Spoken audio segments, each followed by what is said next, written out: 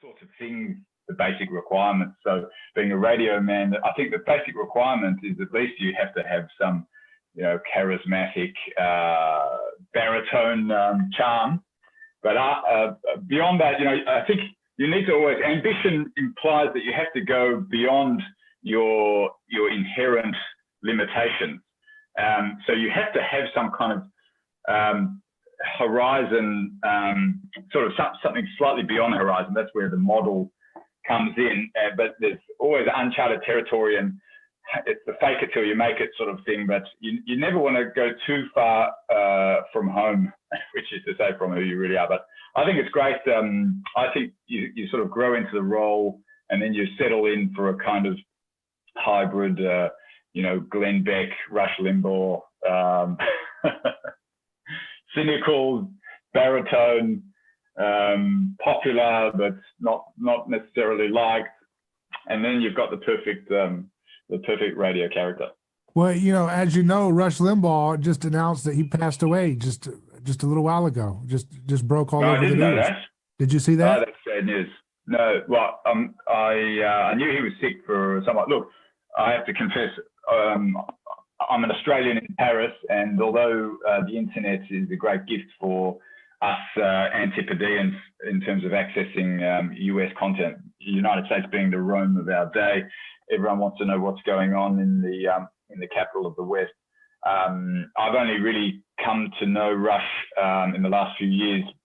In my previous incarnation as a indoctrinated leftist undergraduate hack, his name was associated with, the neocon Bush warmongers, and so I sort of avoided him like a plague. But I did have, my baptism via Girard, and started listening to him. And of course, I knew he Wait a second, Rene Girard. There's a Rene Girard to Rush Limbaugh pipeline, huh? That's interesting. Well, I have to be careful what I say, because I wouldn't say, look, I've deliberately kept rather incognito, except for some forums that you and I share on Facebook and elsewhere. And there has been, because of, the great godman of our time, Trump, has stoked all kinds of arguments, civil and uncivil.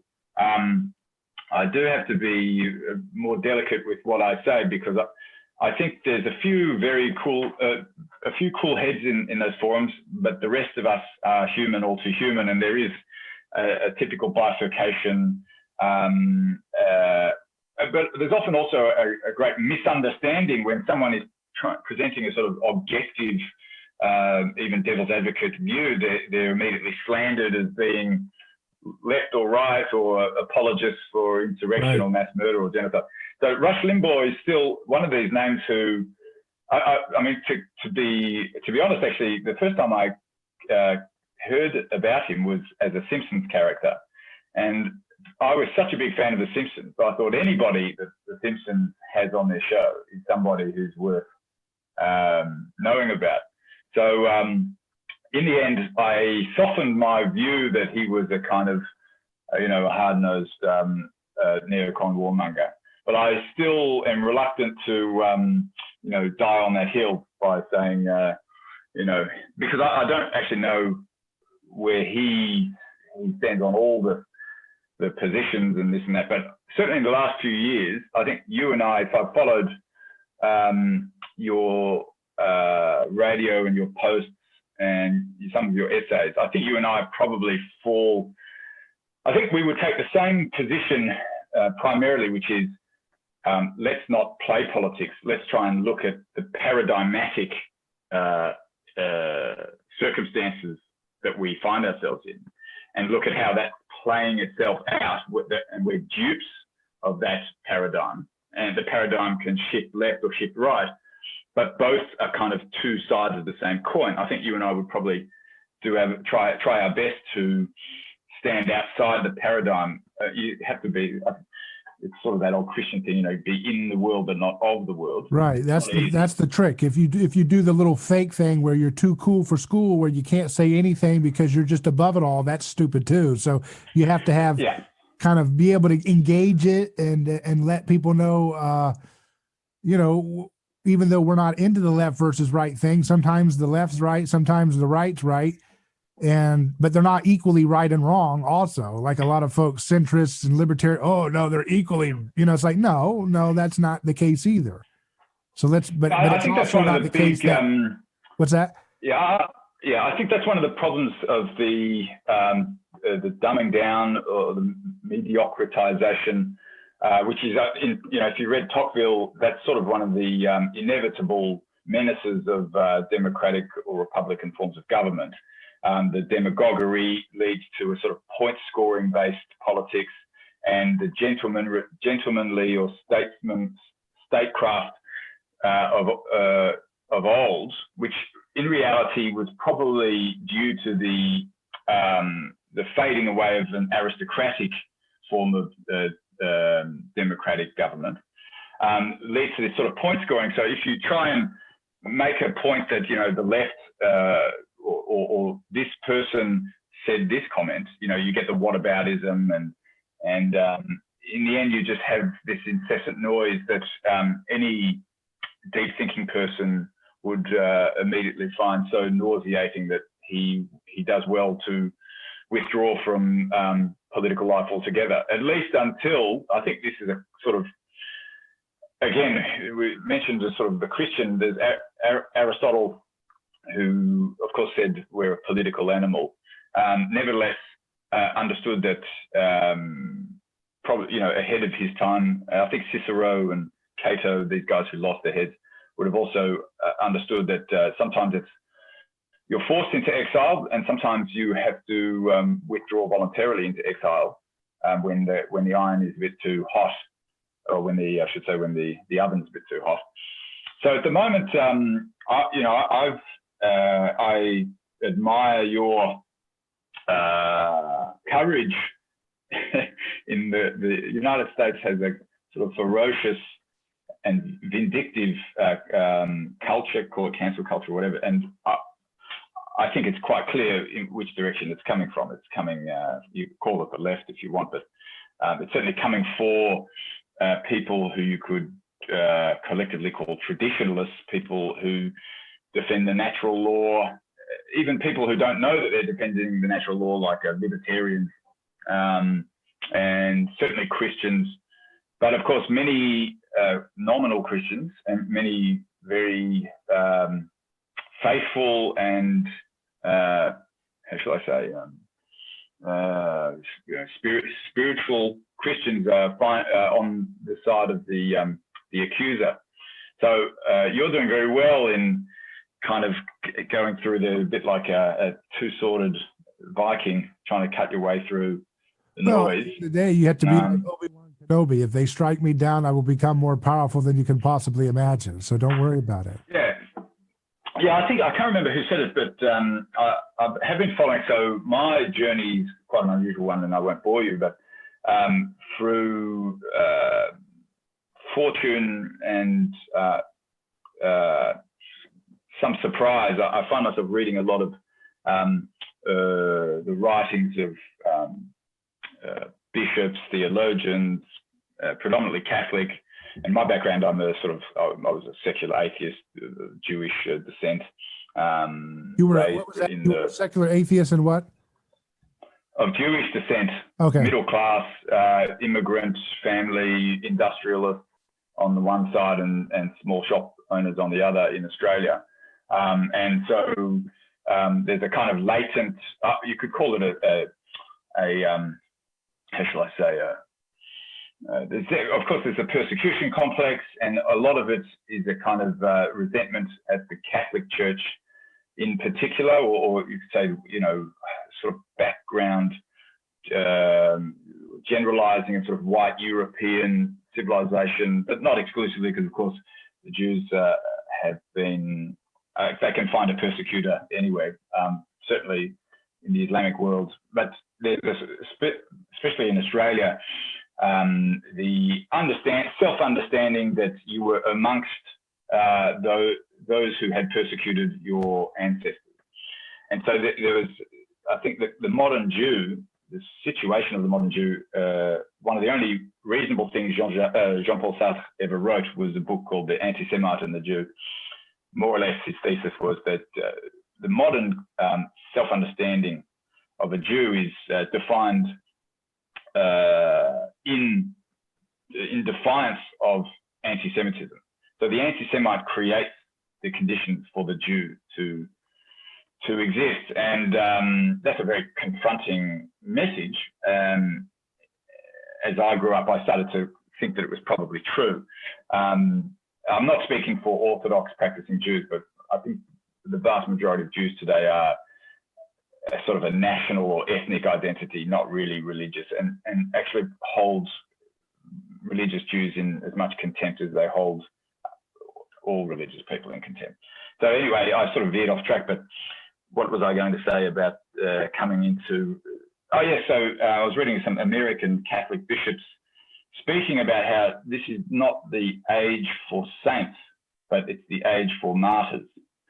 That things are moving very quickly in the last 10 years, and certainly, if I know you're well schooled in Girard, so there's a regression to people have been talking about the United States as a kind of a new Roman Empire for a long time, but it's never had such a visceral meaning as it does today, in the sense that the remnant of the faithful, if you can call them that, are really possibly facing a persecution.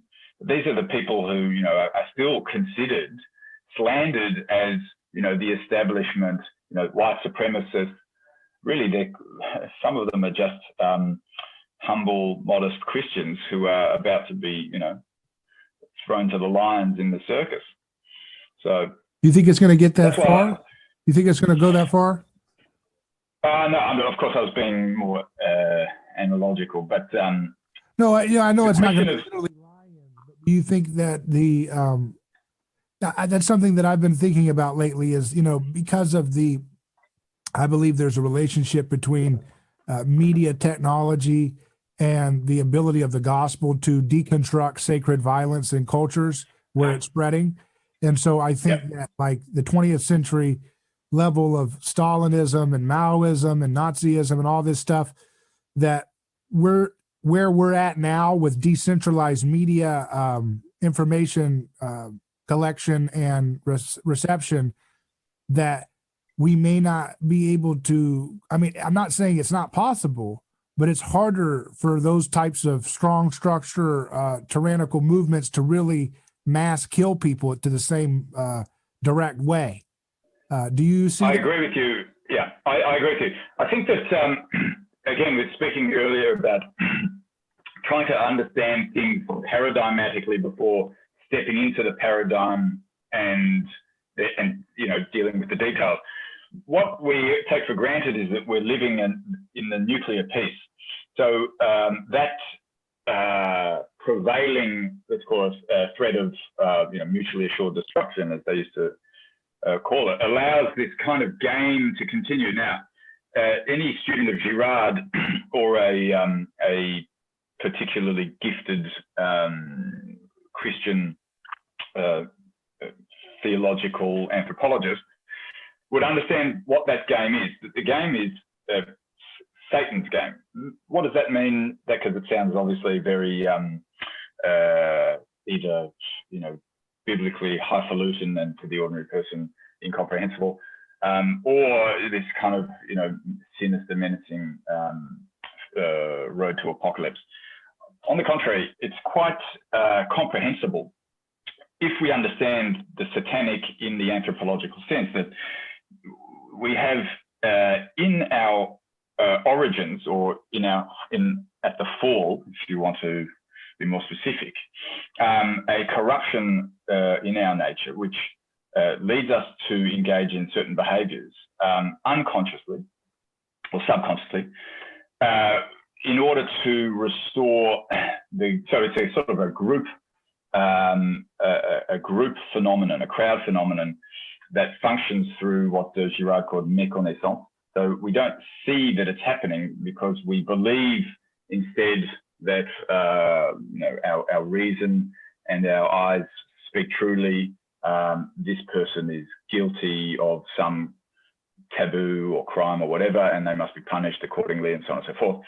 And so, of course, in the archaic time, the paroxysms of violence were, we're talking hand-to-hand lapidation, people being drawn and quartered, and all, of course, in the name of justice. The point being that it's always under the banner of justice or righteousness. So Girard's genius, I guess it's his third hypothesis, which I think is one of your main interests, is how Christianity has undermined one aspect of this mechanism, the satanic mechanism, or we call it the scapegoat mechanism, the victimage mechanism. But he brilliantly uses the title for one of his summary books, I See Satan's Fall Like Lightning, meaning that the previous myth or mythologizing of that activity as being divine, so God came down, or Dionysus, and caused trouble, and then showed his divine power by redeeming us through his own self-sacrifice. Odin sacrifices himself to himself on the tree of Yggdrasil, so on and so forth. So the myth is broken. So the heavenly aspect of the satanic, which was previously called essentially the pagan Olympians, has gone. But the terrestrial part continues to function, but it has to now, it's morphing into this new moral order. So the new moral order being the kind of the Christian, the Judeo-Christian, or Hellenic Christian, Neoplatonic, if you want, reality. That doesn't, that superimposes itself upon human nature, but it doesn't do away with human nature, the human nature always being fallen. And so to address the question directly, I think, Girard talked about, we now have postmodernism, this kind of identity politics, this insane search for victims in order to leverage them for persecution of so-called oppressors, so-called victimizers. And of course, you and I have both have had to be sensitive about this, because of course there are real oppressors and real victimizers. That's not the point. The point is that the functioning of the mechanism continues, but dresses itself up in the fine clothes of morality, justice, righteousness of the day. And so the question of patent violence has clearly, especially since the dropping of the bombs, in really the extreme end of Augustine's, or Thomistic notion of just war theory, just obliterating. Interestingly, I think you spoke about it with Paul Axton. The two cities that were bombed had the highest population of Catholics in Japan. That's interesting. Anyway, so yeah, exactly. So with that in mind, that you see, there's been this transformation into a kind of society, we can call it, of ultra-violence or total violence, wherein every action is a kind of, this is the Orwellian aspect, that the violence, this is, I guess, where I draw heavily from Nietzsche, who understood well before Freud, I could even say Nietzsche took it from Schopenhauer, but that, again, Girard talked about this with his use of the term scandalon, that there's an obstacle. Freud, Schopenhauer, Nietzsche referred to the will, and the frustration of the will. For Girard, it's the scandalon, it's the mimetic obstacle, which causes the libido dominandi to either draw it back into itself, or, as had happened in history, to project itself onto an external third party, which was the scapegoat. Today, as Girard has shown, we don't even have war. We can't even get away with wars. The Bush era showed the futility of dressing up war in the finery of just causes too. So Nietzsche's notion of the internalization of aggression reaches this, and for him, that's the ultimate of the kind of society of Untermenschen, which Orwell and Huxley are sort of describing. It's not a society of real war. Orwell is saying, today Oceania is fighting against East Asia, and then tomorrow the propagandists change the enemy. The existence or non-existence of that war isn't the point anymore. The point is that every single person is experiencing the violence against their own soul, against their own libido, against which is the will, against every spiritual aspect of their being. They are forced to essentially corrupt themselves. So in that sense, I agree with you, and I see the trends moving in that direction very quickly. These are techniques that have been established very long time ago by the reign of terror in the French Revolution, using obviously very rustic means. But the sophistication of technology, as you say, has accelerated this process of self-chastisement and bureaucratization of the state of individual relations, of communication, such that you're right. But I don't think that you'll have these paroxysms of violence, but they sort of end up serving the same purpose, which is a drive towards a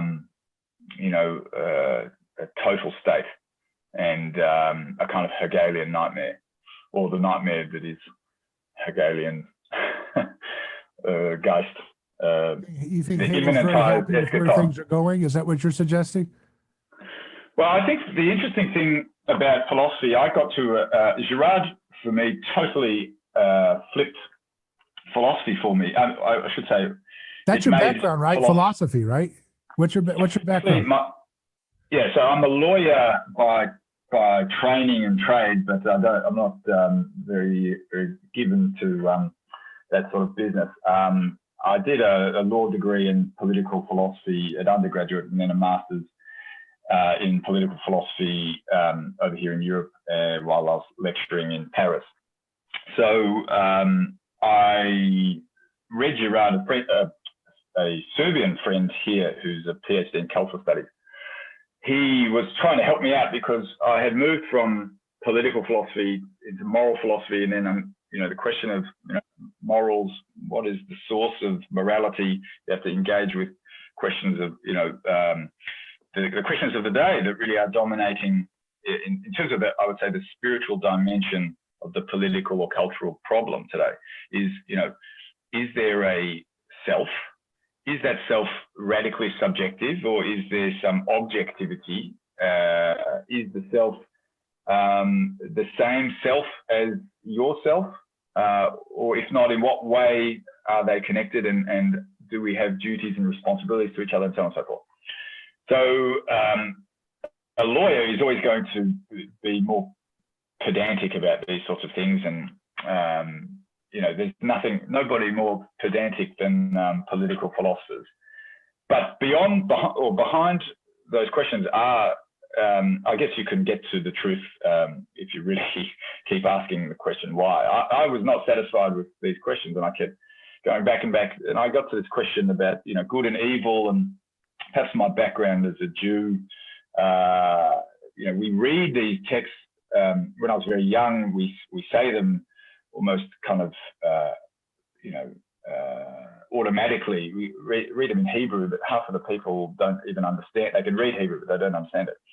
And the Jewish understanding of the Old Testament is not the same as the Christian one. Jews don't have original sin, which is very important. So my job was to I've always been broadly interested in a number of different fields, psychology, sociology, etc. And so I was trying to get at, good and evil and its relationship to the reason, to dialectical reason. And I was sort of seduced by Schopenhauer at that time. This is about 5 years ago. After going through Nietzsche, and Nietzsche, of course, is very seductive and dangerous. And I think Girard was right that Nietzsche probably went mad because of his own war, the Dionysus versus Christ dichotomy that he brilliantly sets up in his final 3 or 4 works. I think that Nietzsche knew that what he was nobody was more was sort of better studied in the classics and in the Bible than Nietzsche. His father was a Lutheran pastor. He was a professor at 24 in philology, the classic texts, and then of course went into philosophy. And he was an expert in Greek tragedy. And I think he understood. So I'll come to my own thinking as quick as I can. But understanding Nietzsche is very important because he's speaking to, I would say, the problem of our age, this sort of pseudo-atheist pretension, where what we've really done is sort of, and which is why I think Hegel and Nietzsche are still the dominant philosophers in the universities through Foucault and whichever postmodern French pseudo-intellectual speaks on their behalf. But that what they were doing was essentially doing away. You can say this is a project that's been going on since Descartes, but it's a doing away with the logos of John. It's instead looking at reality, looking at the world, I should say, as it can be cognized by the reason. And of course, you can't see the logos of John. You can't think your way to it. It is nothing but revelation. And of course, a philosopher, an atheist, a secularist is not going to be inclined to grapple with those sorts of things. And as we see, as the centuries move on, they do away with, tranches of the revelation until you get to Nietzsche, who simply says, look, he doesn't just say God is dead, he says God is dead and we have killed him.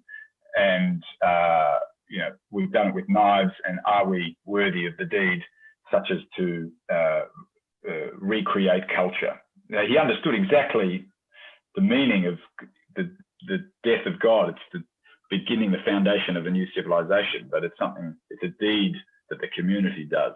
God isn't just dead, as we say. We always elide the second part of this famous passage, say, oh, God is dead. What we're really doing, and this is, I think, why you find people like Hegel being successful, whereas people like Schopenhauer are forgotten. Although I don't think they were as different metaphysically, is because these philosophers are the philosophers of what I call the Logos of Heraclitus. Logos of Heraclitus, for those who don't know, is that he's the first, he's the pre-Socratic philosopher of the Logos. And of course, he's a very ambiguous figure, said very ambivalent things, including, if you step into a river twice, can you step into the same river twice? Flux, all this flux. What he's famously, he said, polemos is God and Father of us all. Makes masters of some and slaves of other. Polemos, we get our word polemic or polemics from, is Greek for strife, striving. And that, in essence, is what the logos of the world is. But it's a world, I should say, the logos that is cognizable by the reason.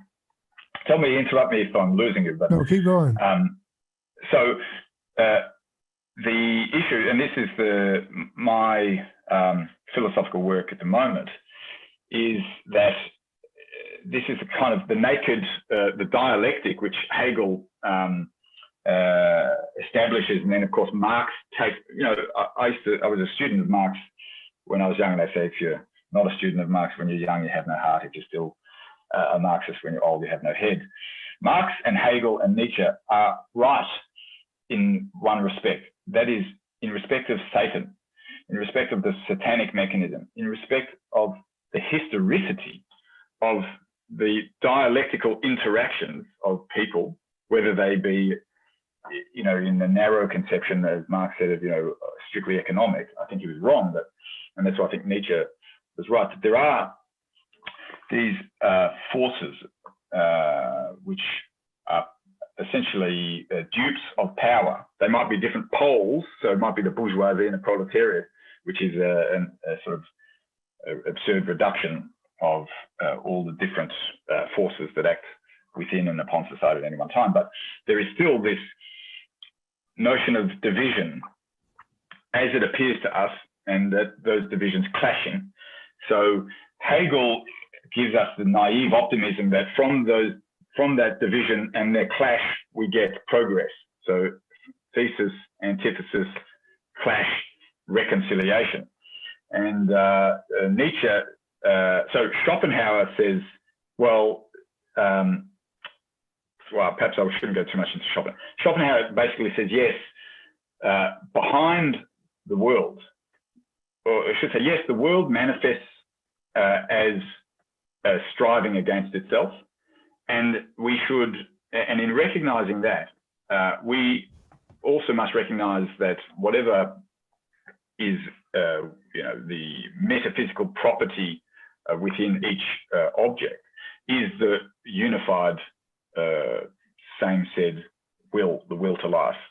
And once we know that, because we're in this position of privilege, being both object and the subject inside an object, we should renounce that striving. So it's the same Heraclitean striving, but now Schopenhauer says, let's not pretend like Hegel that all this striving is leading to some, you know, immanentizing of the spirit, of the absolute, of God.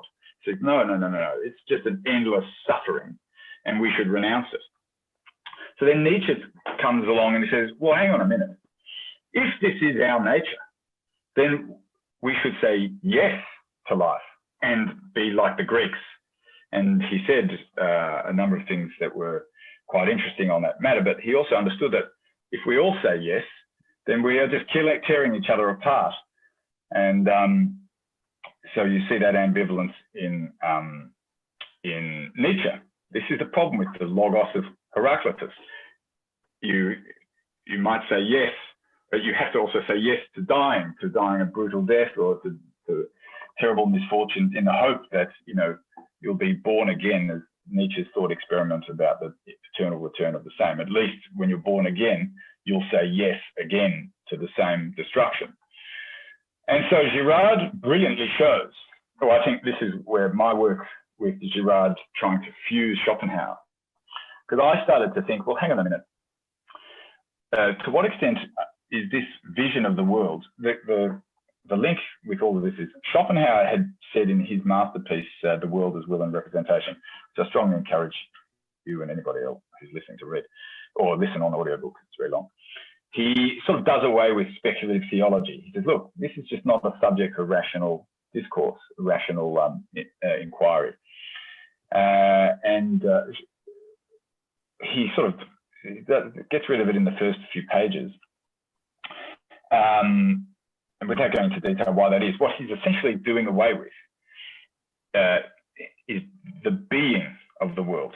Now, Schopenhauer has a very broad learning, taking in Aristotle and all the scholastics, but he doesn't mention often Aquinas.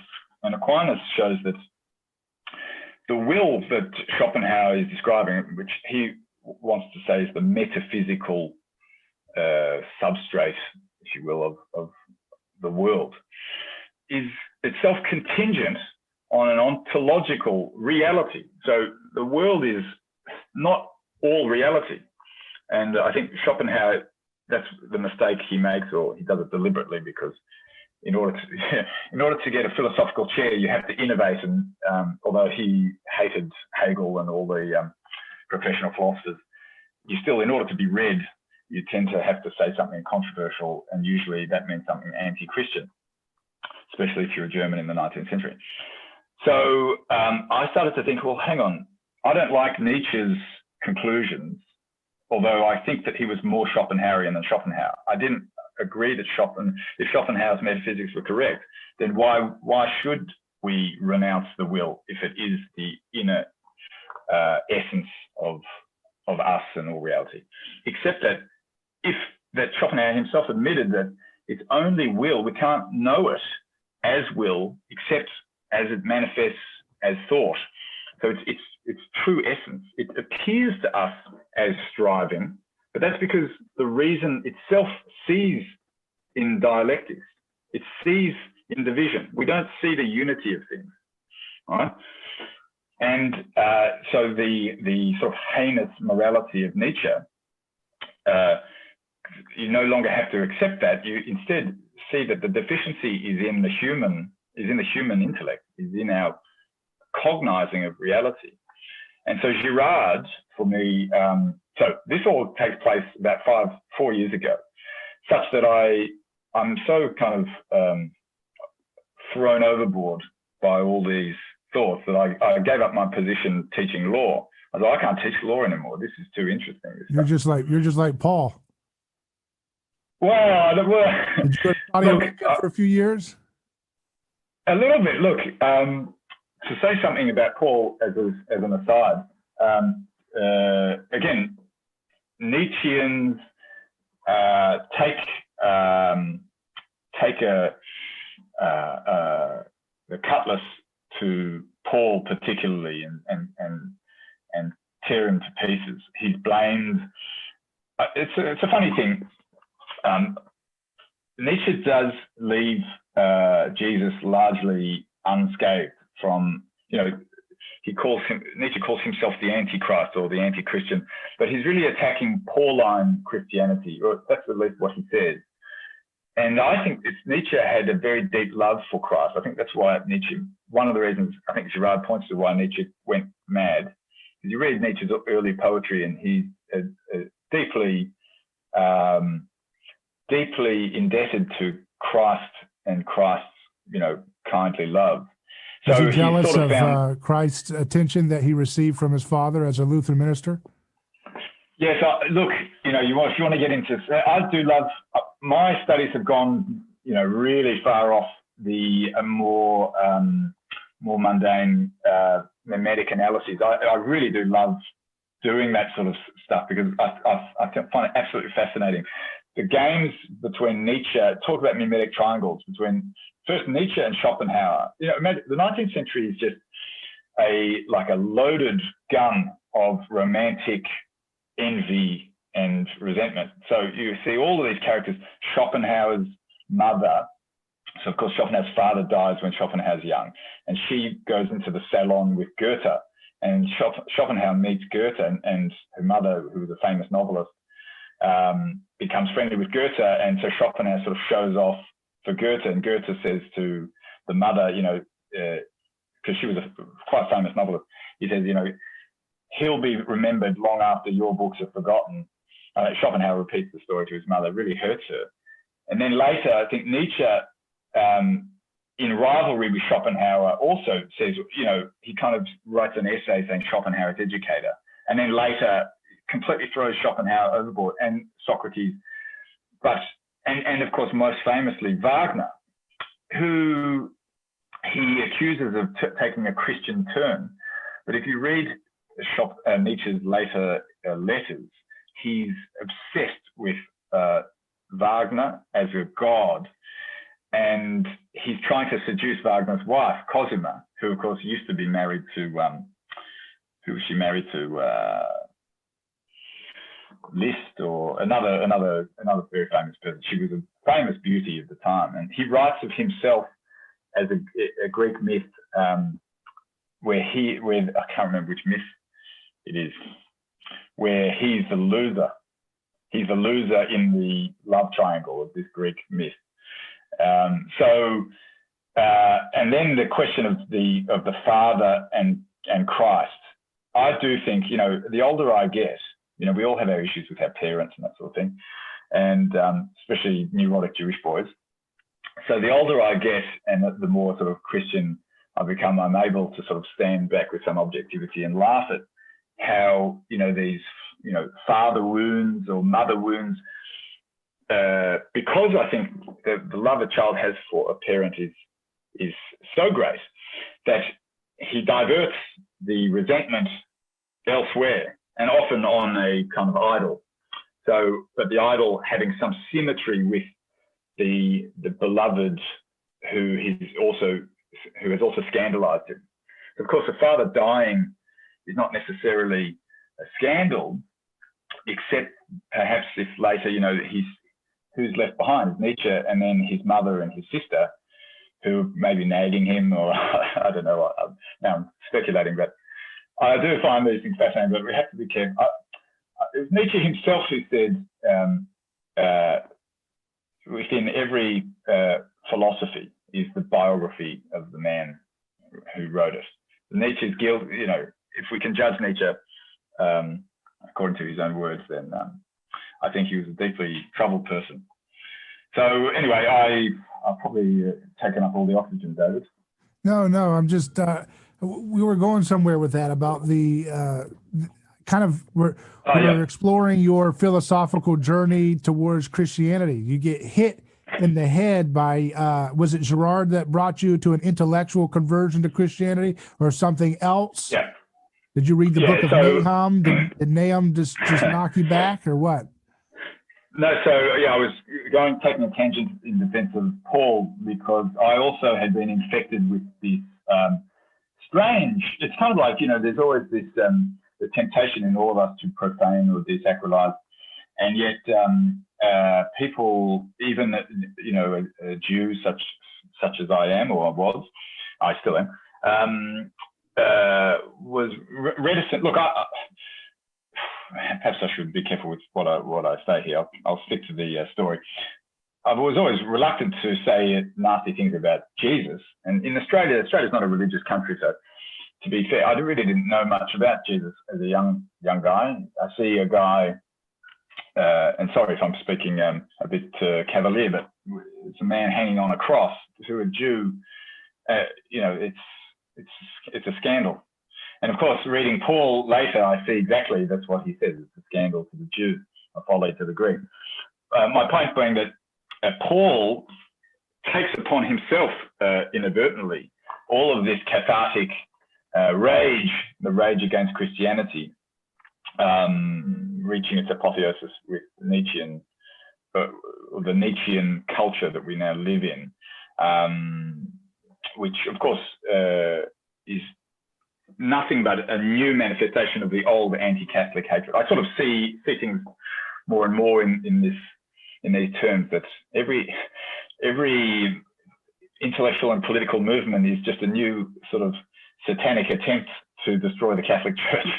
I'm sort of being a bit glib here, but so of course, because you're in a Protestant country and people in your country believe the Catholics are the embodiment of the satanic, but we won't have that conversation.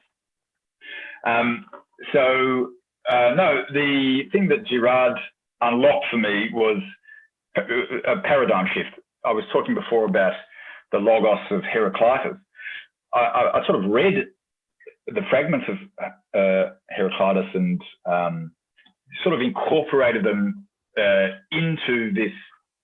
Again, like I would say, the Jewish, although the Jewish metaphysics or ontology seems to stand with the Christian, it really doesn't. I think Islam and Judaism are more similar, and that they both, although Judaism has kind of ethical constraints like Stoicism that in the end align it closer with Christianity, but still there is this idea of, there's a kind of, perhaps there's a God out there, but this world is a kind of maelstrom of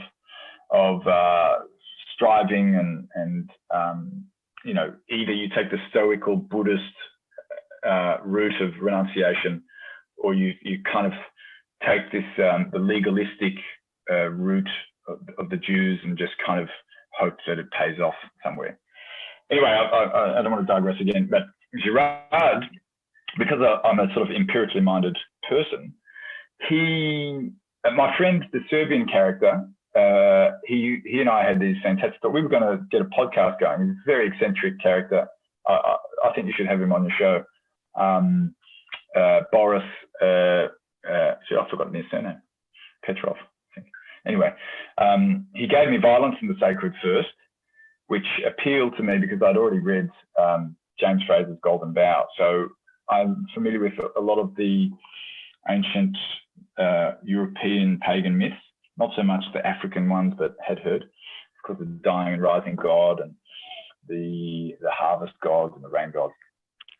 And I always fell into that 19th century view that Christianity was just another one of these sort of pagan, it was paganism revivified.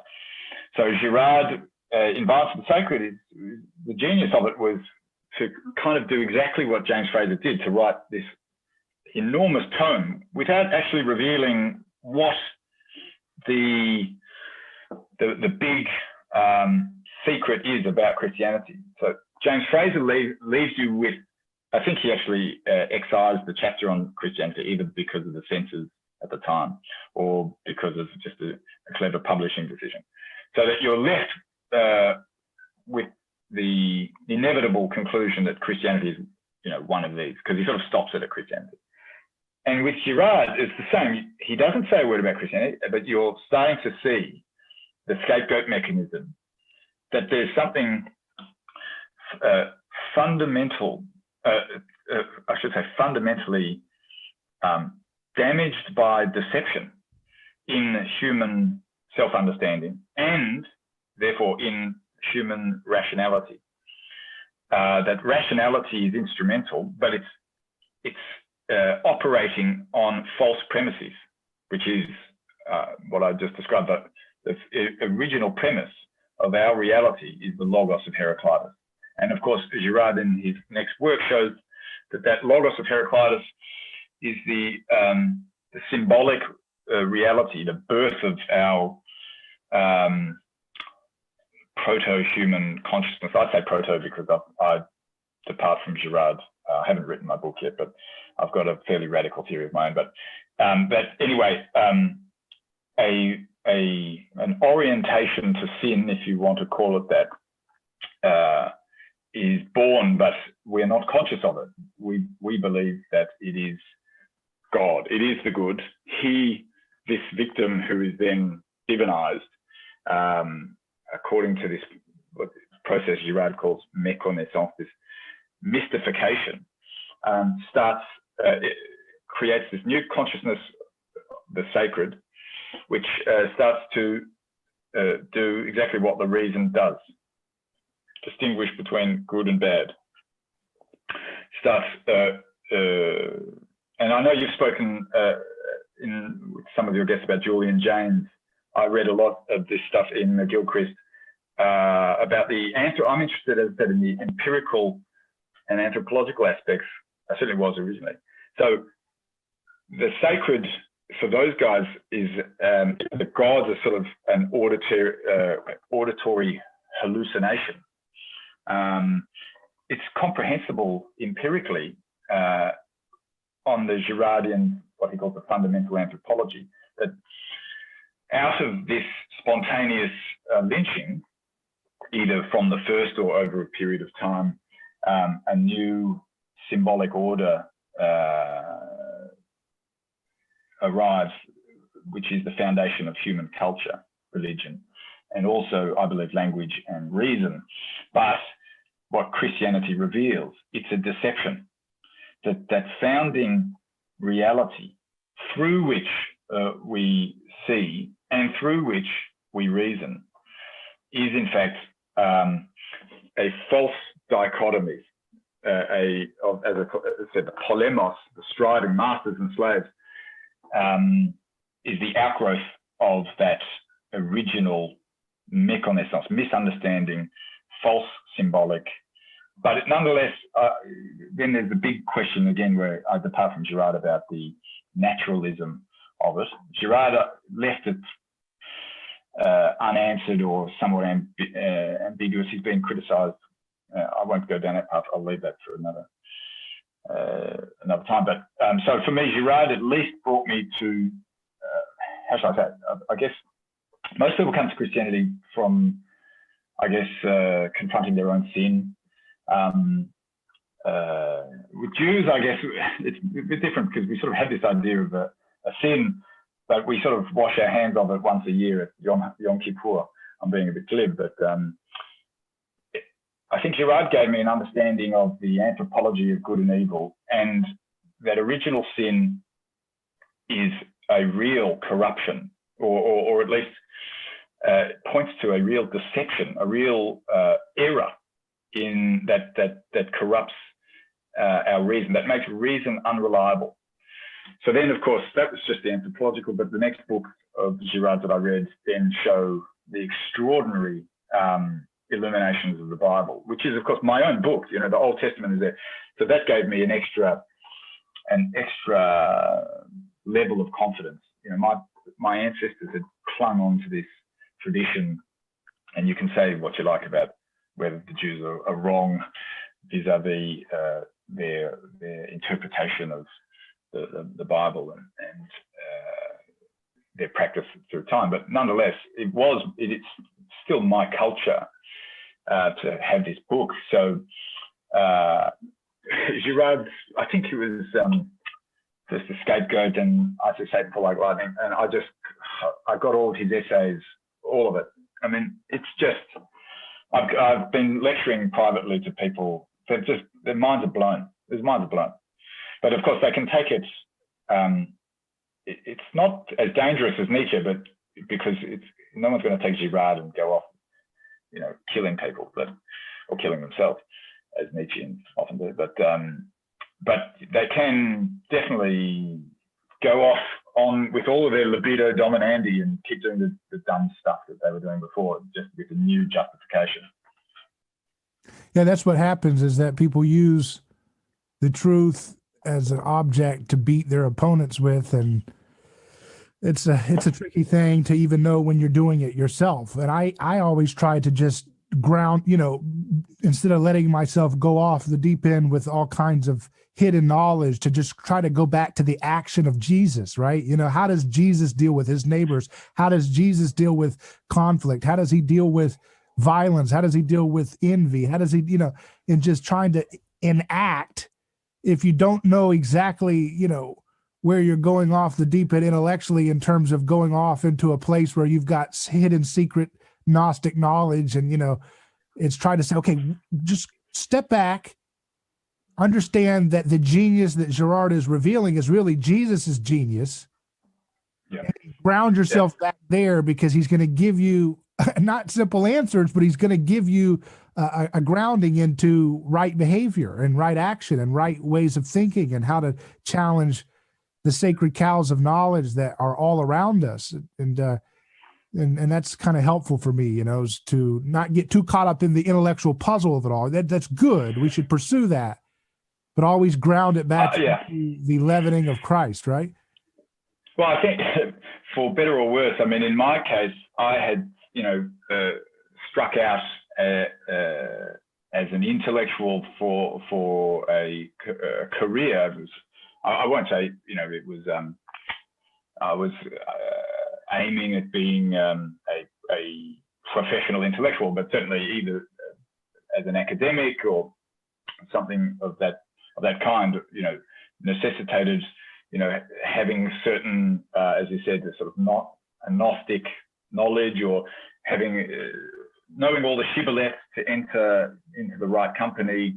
But as you say, you can't, if you've really been infected by the good infection, as C.S. Lewis called it, you can't in good conscience continue down it. You have to actually withdraw with humility, even from your own advantage, because it's grounded in some duplicity. There's some duplicity in it, and I'm not an extremist. Well, perhaps I'll let others speak on my behalf on these things. But I do think that you're right. One of the things that especially disturbed me as I was reading first Girard's analysis, and then I took up a biblical exegetical zeal that really came from nowhere. I've never had a sort of strong, Old or New Testament fascination, and not much gifts in theology. I was striking out as a philosopher, but as you say, if you really are going at or sort of turning over the truths that Girard has himself merely turned over, you do discover that the truths aren't Girard's. He himself admitted, he said, I think three quarters of what he says is in Augustine. I think he's being still humble, because I think he did an incredible job, at least modernizing what Augustine was telling us. But I've gone off and read Augustine, who is, again, incredible. But you do discover a consistency with these kinds of, you call them fathers of the church or doctors of the church. I wouldn't be surprised if Girard becomes a doctor of the church or father of the church. That they are, I think, with a tremendous humility, trying to, as you say, get at the truth, which is all there in the person of Christ, which has by some miracle, obviously his life itself is the miracle, but then the testimony, not just of the Gospels, but then of Paul, how this guy comes along, who, was not hyperbolic when he said he was the greatest of all sinners. People, especially as I was reading it, I thought he was being Gnostic and being a good rhetorician, because of course he was a Greek speaker and a Pharisee of the highest order. No, he was overseeing the stoning to death of hundreds of Christians. He actually has blood on his hands. So the transfiguration of these characters, and all the way up to this century, I was. This is going to sound very prosaic, but I was watching the old 1950s videos of Bishop Fulton Sheen on YouTube, and the sort of the humor, the equanimity, magnanimity, wisdom, that is coming out of the man. But if you actually peel away the layers, you find it's it's Christ. It's essentially speaking the same words. When they're speaking wisely or truly, they're speaking his words, or at least of his words and deeds. So I, as a Jew, so this is my scandal, that of course Christ rightly is the scandal, not just for Jews, but for everybody, because in the Girardian schema, where the model is the archetype of good conduct, and Aristotle, of course, would have us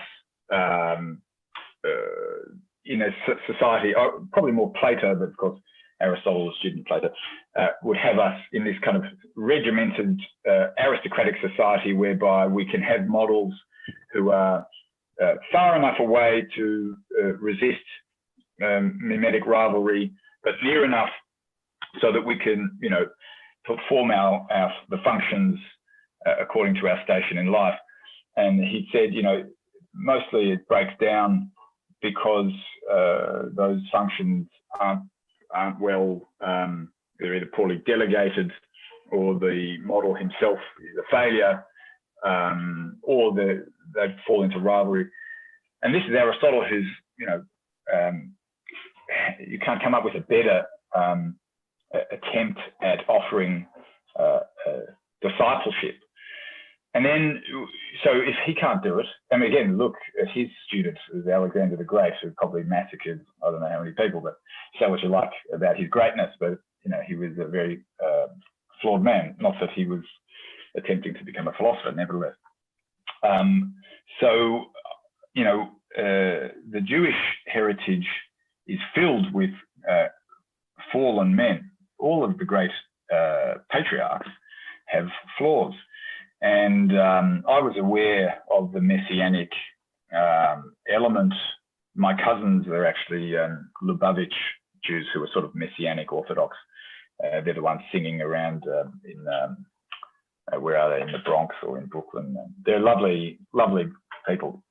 They're obsessed with the coming of the Messiah. I think they were rather disappointed that it wasn't their Lubavitcher Schneerson, who I think died 20 years ago. But anyway, there's this notion that the Messiah is coming, but the Jews don't really know what sort of character he's going to be. That they thought the Bible is, the Talmud, I should say, speaks of two kinds of Messiah. There's a Davidic and a Joshuan, and he's sort of going to be a soldier that's going to lead the Jews to a military conquest in Israel. And so, you know, when you look at Christ, even objectively, this is, I think, why he's a scandal, not just to the Jews. If you just look at him, you can compare him to all the great men of history, all the subsequent claimants to the Messiah, because Jesus wasn't the first nor the last to say he was the Messiah, and he did say it, which is important. But he is the best. I used to love studying the history of these Jewish false messiahs. There's some of them that still have, half of the cults in Texas probably are these kinds of characters, the modern equivalent. I don't want to slander any particular one, because some of them were very unjustly treated by the FBI 25 years ago. But anyway, no, there was one famous character, Shabtai Tzvi, in 1666 in the Ottoman Empire, who today has followers who I think are Muslims. They were connected also to, up in Poland, to Jacob Frank, and they're called the Sabbateans. Shabtai Tzvi was supposedly performing miracles and generating a big following. And then the Sultan, in one of these sort of classic fables that turned out to be true,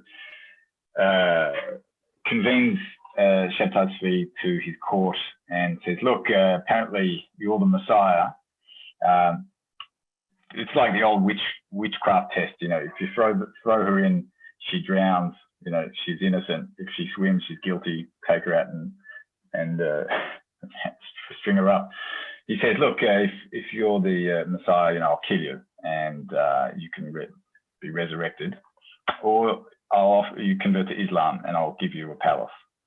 So of course he converted to Islam, and then he said, yes, in fact, Islam is the true religion, and all of his followers who were Jews, well, they were obviously they were divided about what to do.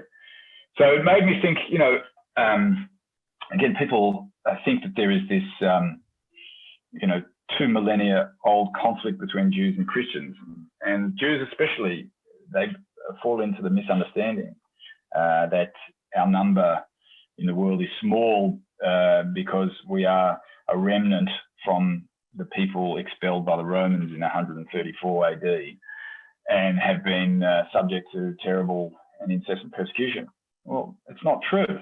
Our numbers are small because we've been interacting with, of course, Muslims and pagans early on with the Romans, but largely Christians, and Jews have been joining their Christian brothers under Christ. From the first Christians, of course, were Jews. So I think that the remnant today are kind of, they're like, I guess, the Catholic equivalent would be like sedevacantists. They're just, it's almost like they're a group of Christian heretics, the Jews. I don't want to slander the Jews today. But so, yeah, I turn back to, look, I'm not a gospel guy. I'm not even baptized, so I don't want to mislead anybody. But so you're Christian curious still, huh? You haven't converted? I don't want to make excuses for myself, but I don't We've want to. Got a kiddie pool in the back. We'll do this right now over Zoom if you need to. Yeah. So look, Welcome to American Christianity, right? We'll get it done right now. Well, one of the things I've always been seduced by Christendom, which is to say, medieval culture, and always fascinated. I live in Paris. I lived in Europe for on and off for 10 years. But one thing that maybe it took a little longer than I wished to realize is the de-Christianization of Europe, which has obviously been going on for hundreds of years, is thorough, and it's a disaster for the world. It's certainly a disaster for Europe, but they are still pretending that it isn't. And Paris particularly, I know Paris used to be known as the daughter of the church, because I think King Louis IX, or an earlier king, I can't remember, it's probably a much earlier king, was partly responsible for saving, the papal, he sort of set up the papal states and then protected the church against the Moors who were pushing up through southern France and Spain, and so on and so forth. You just go around the country and you see the architecture and blah, blah, blah, blah, blah. But then you read Girard and you understand, oh, hang on, the big buildings, the pomp and circumstance are also, I hate to use the word, but there's a problematic element. There's the veneer, again, that veneer of righteousness, the Crusaders, the Red Cross, who are, and again, as we started the conversation at the beginning, there's a righteous element and an unrighteous element, perhaps going and defending Christendom against Islamic conquest is righteous. And frankly, I think it probably is, but if you have to be a Machiavellian politician about it. But along the way, slaughtering, Jews and slaughtering Greek Orthodox people in Constantinople and so on and so forth, you can see there's a problem with Christendom. And so that evolution leads to this kind of extraordinary position where I'm very fond of Kierkegaard, who got a lot of things right, not everything, and he's probably borderline heretical in his, how should I say, his obsessive focus on the individual, that in a Pauline sense, that the one in the many, and the many in the one has to face his accuser, just as Adam does in the Garden of Eden. He's in the same position. In that sense, that's why he called it hereditary sin rather than original sin. We're all actually in Adam's shoes doing the same, faced with the same problem. And then we all have to go also to God as individuals. I think in many ways, the trajectory of Christendom or Christianity is leading to this kind of paradox. Christianity is a paradox, unquestionably, but that the individual is a church. But the danger of that, as you see with the Protestants, the fragmenting of Protestantism into 50,000 or 40,000 denominations, is it's coming at the expense of the koinonia, of the communion, and that, again, that mutuality, which is kind of like the Trinitarian ideas, the immanent aspect of it. So it's me and neighbor, and it's only by that relationship that we can practice or perform love. Otherwise, we just fall back into these kind of pagan, romantic, Gnostic notions of, spiritual love or feelings, which is certainly the dominant. With Girard really brings that out in his later work, Evolution and Conversion, where he talks about Christendom being this kind of, the sort of Christianization of the pagan world. And we often forget that. And again, we've scapegoated the Christian church, now we're scapegoating the Bible. But we forget that, one of the reasons why the German militarism was such a dominant force in the 19th and 20th centuries, because they were the Prussians, who originally come from up near what's now Kaliningrad, it used to be Königsberg, and Memmelberg, which is in Lithuania today. They were one of the last people to be Christianized in the 13th century. And I think it was Hilaire Belloc, the English writer, who he gives an extraordinary account of the, I should say, some of the noble attempts of the church to Christianize pagans, and it fails in England. You know, Henry VIII is just power, resurgent power, dressing itself up in the name of the new noble cause, being, you know, anti-papism or whatever. So we're always facing the same resurgence of power. Power is always, because power has shame. That's I guess what I wanted to say before about why a Jew won't attack, or Nietzsche won't attack Jesus. He'll attack Paul. You know, there's still a sense of like, we'll be profane, but not that profane. Power is the same. Power will never come out. I mean, this is the idea of like Satan is a kind of squirmy character. He never comes straight out and says, you know, we're after the Catholic Church and or the Christians, and we're going to persecute. No, it's always trying to come in from the side or come in from behind.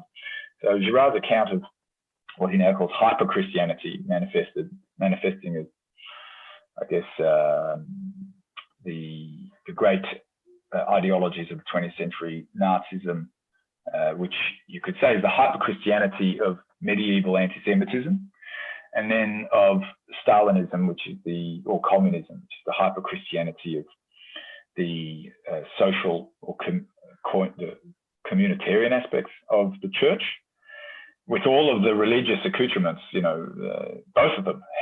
And of course, capitalism, which is the hyper-Christianity of the individual, the Kierkegaardian or the Protestant. And now we have this new phenomenon, which is the kind of the postmodern. I'm reluctant to sort of make too sweeping a statement about what it is. I think Girard spoke succinctly when he said it's the scapegoating of the word.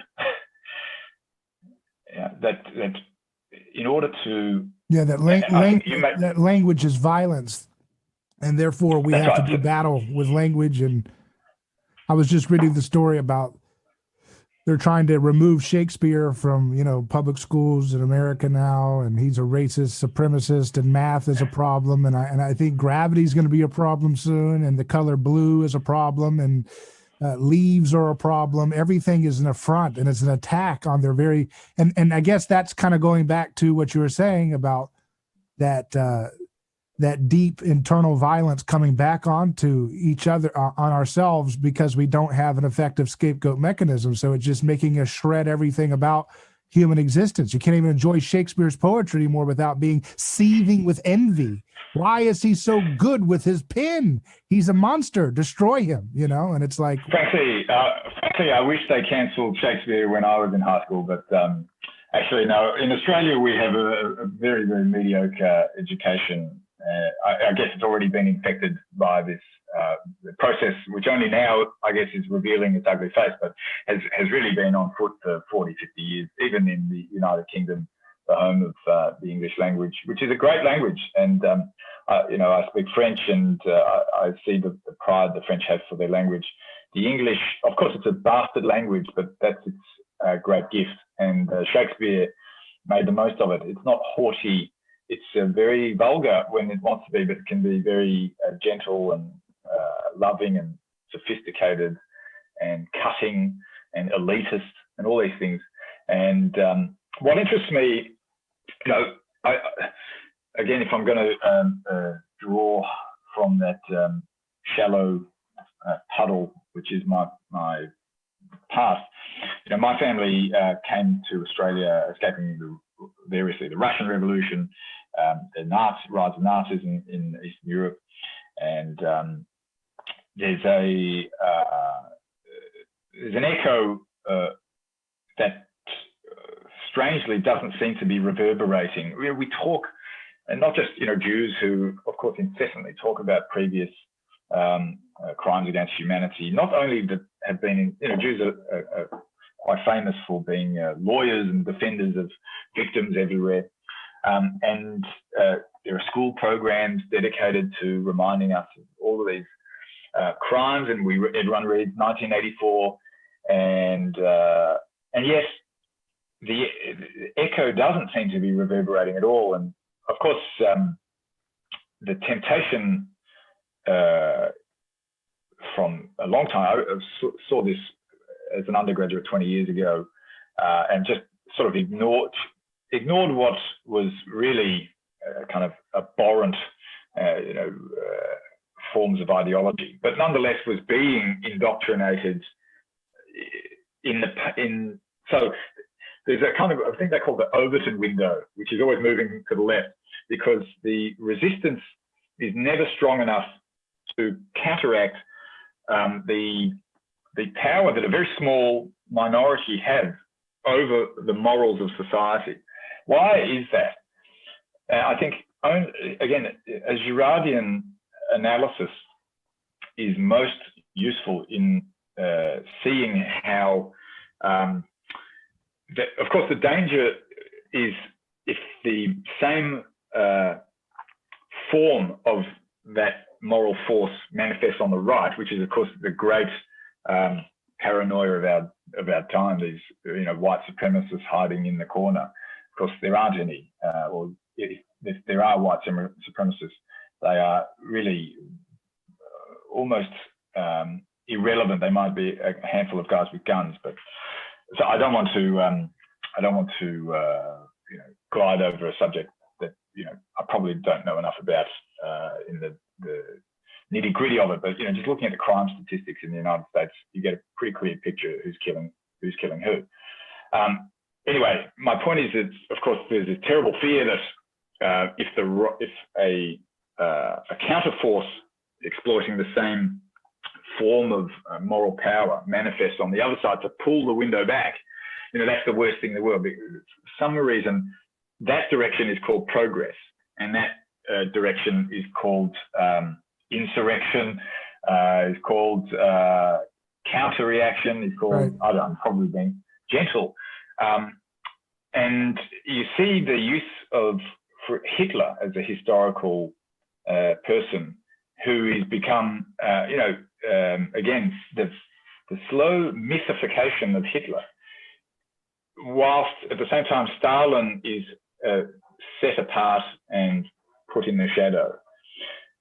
There is, for me, therefore, a clear indication that there's a crowd phenomenon.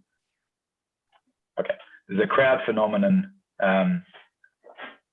at play, and it can manifest in either direction.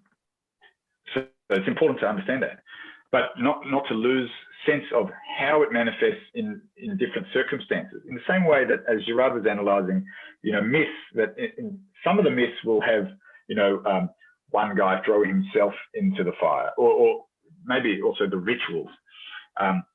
One person, throws himself into a fire, and then in another tribe, just because of the circumstances of the time, or the dynamics of that tribe, or the environment, or these tiny little vicissitudes, all of a sudden then the ritual in the other tribe is structurally similar, but now it's everyone except for an individual throws themselves over a fire. So our society is, how shall I say, whitewashing the moral force that drives to the left now, and making a villain out of anything that goes that way. So the crowd has spoken, the crowd in the satanic sense. And so I say that as a caution against, the counterforce used to be satire, humor, etc., because we lived in a kind of a moral, or I should say a civil order, grounded in a unity. You have it better in the United States. What do you say? E unus pluribus. Not very good at Latin, but you had a very solid understanding, as the French do in a slightly different way, of this. You're a citizen of a republic, and the patriotism is the sine qua non of civil engagement. So when there's a disagreement, you can slap each other on the back and at least resort to that. And then there's the international aspect where, okay, if you're a Christian, you can have that conversation with a Christian anywhere, or actually Christians can probably have a conversation with anybody anywhere. I think that's the problem. I think that it has become the problem. I think why Christians in some ways always become the victims of Satan, because Christians, again, I'm generalizing here, but they have that kind of that naive, the naive expectation that the other person is acting in good faith. And actually the person that their interlocutor, also, this is again a much satirized problem of humanity, but the most mendacious people are always acting with good intention.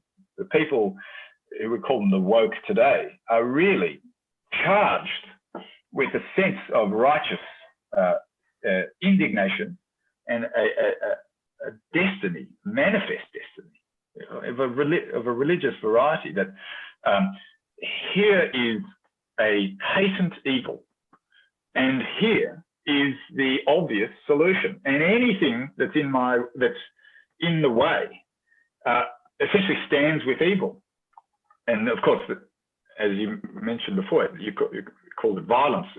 That's the polemos. That's the Heraclitean logos, this good and evil dichotomy. And you see how in the last month, of course, United States, I mean, what's happening in the United States in the last 3 months is absolutely, I mean, the mushroom cloud hasn't even settled yet. I'm sorry to use such apocalyptic terms, but I mean, I guess the tenor of the conversation is this apocalyptic now? Something is going on in the United States, and I'm watching from afar, but look, the propaganda and the patent corruption and the censorship and just the sort of whitewashing. I'm not that young, so I've been around long enough to know when there's a well-oiled machine, and I haven't seen anything like this in the United States or in a Western country. Jesus is winning, because you have this move towards the left is kind of basically the scapegoat mechanism, entrenching further and further into the context of Jesus's victim concern, right? And so the fact that it can't go right, it falls back really quick, it snaps back to the left more and more, is a sign that Jesus is winning, that he's defeating the means of the scapegoat mechanism to be, more overt in its attempts to show its face. And so therefore, every time it goes further left, it undermines the teeth of the tyranny that they want at the moment. It undermines it. Think about what the left is saying in this moment. They're saying the folks on the street, the Antifa, the BLM, all this stuff, they're the ones that gave the energy to swing Biden and all this stuff back into power. But what are they saying? They're saying abolish prisons.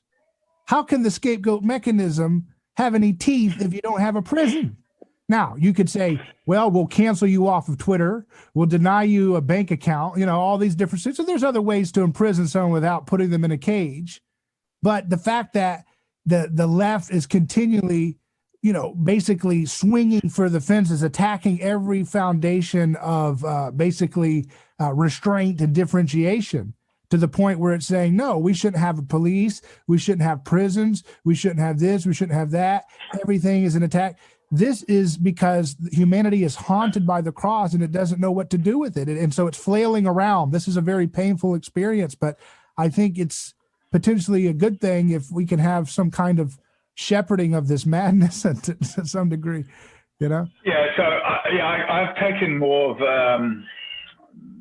I guess this is like Hölderlin in Girard's last book, he's also been referred to in another book recently, beside the point. I do take more of an apocalyptic, I guess in a strange sense, I have come back to Marx, who I think his conclusion was wrong, but his understanding of the mechanism, the dialectical materialism, as I said before, is Hegel's vision of the satanic divisions functioning through history, but it's not leading towards a reconciliation.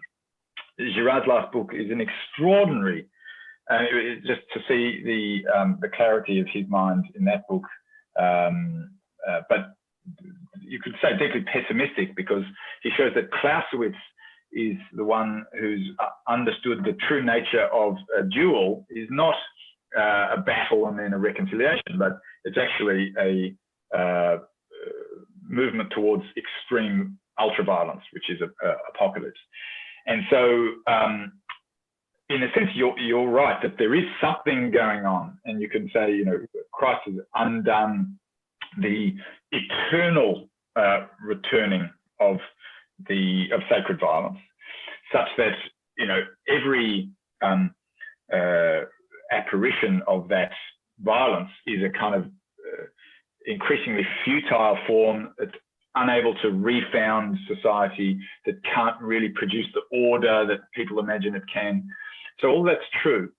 But at the same time, as I said, remember also that all of these little games are happening under the ominous cloud of the nuclear peace. And there will come a time where, as you say, the games will either end in a kind of Orwellian nightmare like the Chinese. I used to live in China, by the way, so I can attest to, well, I shouldn't exaggerate how Orwellian it is, but let's say it's not going to be pleasant for anyone who considers himself or his freedom to be his paramount virtue.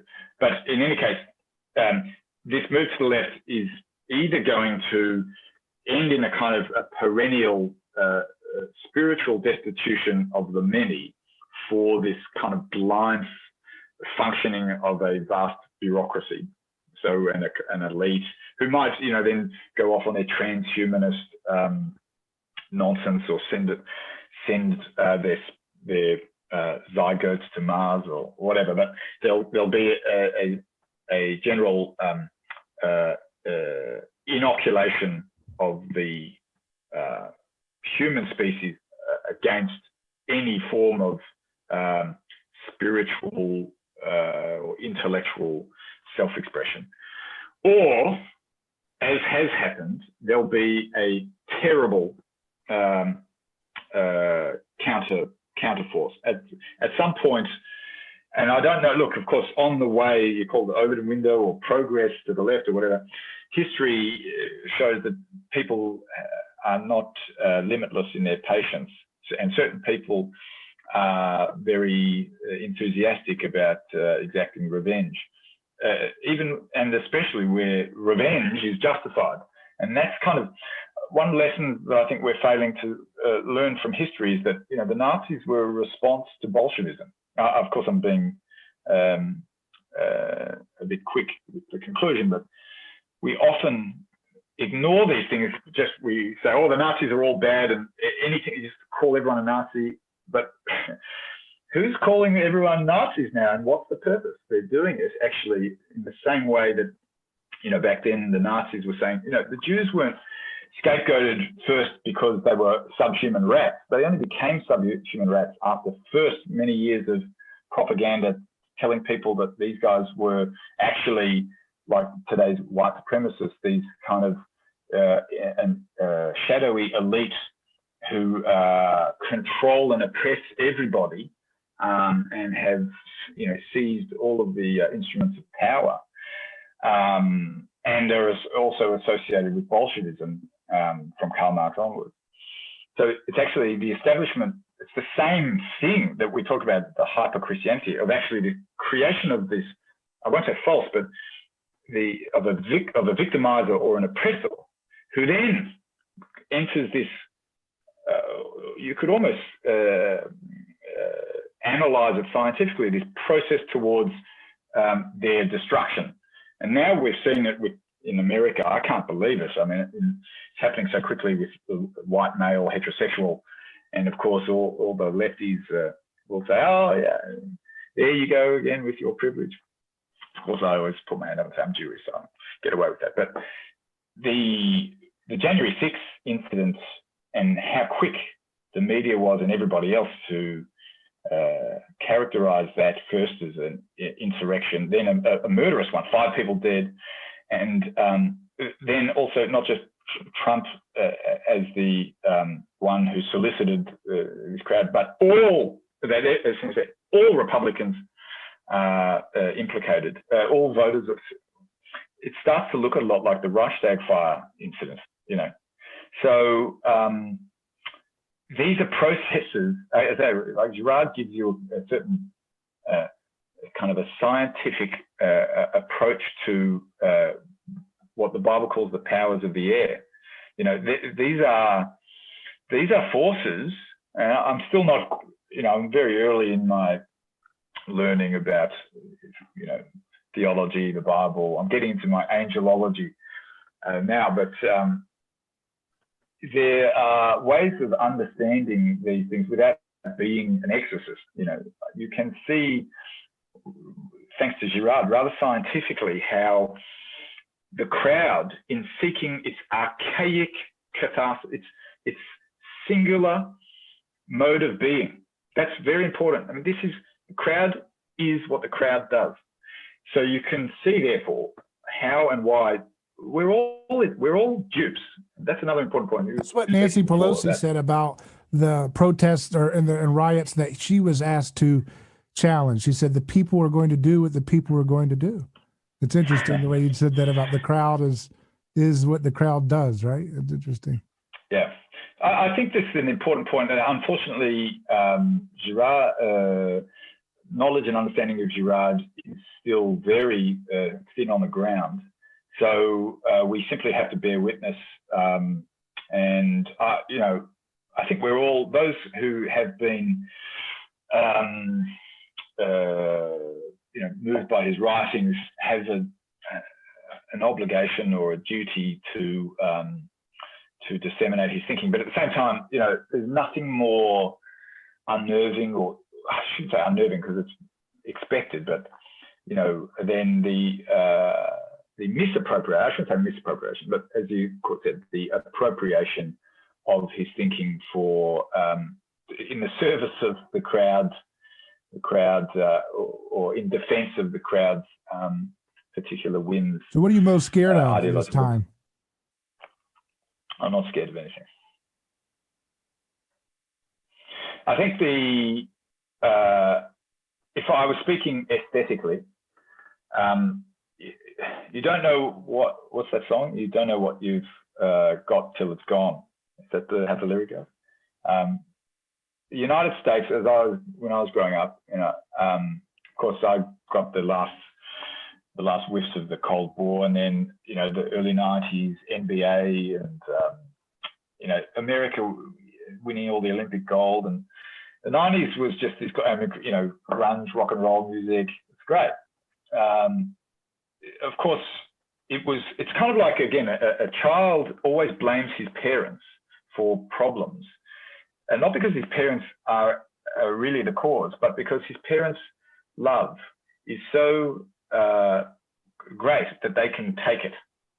And I don't know if psychologists ever actually deal in those sorts of things. They'd be out of business if they did. But I think America has played the role of parent to the West for a long time, perhaps too long, and perhaps have in some ways abused that privilege. And now, again, I'm speaking as sort of the child who's forced to now grow up and maybe watch the decline and the mortality of a beloved parent. So people have to ask themselves, well, what's the alternative? But it's no different to, you know, it's no different to the people in 300 AD watching Rome fall to Theodoric or whomever. Well, very good. Yeah. Well, let's land the plane here. Is there anything you'd like to give attention to? You said you have a podcast you want to do or anything like that before we wrap up for folks that want to stay in touch with your work? Or actually, I'm off the grid at the moment. I wish I'd had something to push. I've got a website, cutandthrust.com. Cut and Thrust. Okay. .com. And there'll be some Girardian essays up there hopefully soon. The idea is that we bring some of these Girardian thinkers together and also have some good humor and not be so dour. Well, very good. I really appreciate getting to talk to you, Leigh. It's been a great time. It was a pleasure. All the best. Take care.